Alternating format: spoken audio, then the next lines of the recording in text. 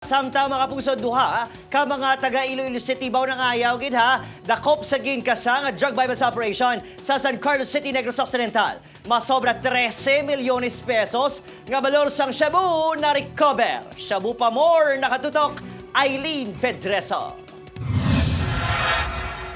Wala na nakapalagpas sa kapulisan ang duha ka mga pangayaw sa ginpatigayon nga drug bypass operation sa Barangay Palampas, San Carlos City, Negros Occidental.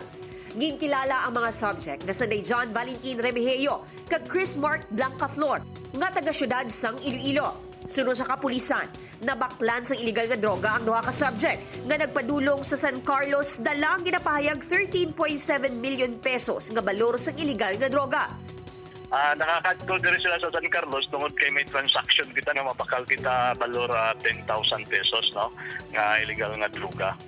Natukiban sang kapulisan nga may mga parokyano pa ang duha sa iban pa nga bahin sang rehiyon. Bisa nga to na interview kag investigation gagalaw ini nga mga suspitsado sa area sang Iloilo City kag probinsya sang Iloilo no kag Bacolod and diriman sa San Carlos and other nearby municipality and cities no. Ginapadalman na sang kapulisan kung paano nakalusot sa mga puerto ang dala nga droga sa duha ka sospek.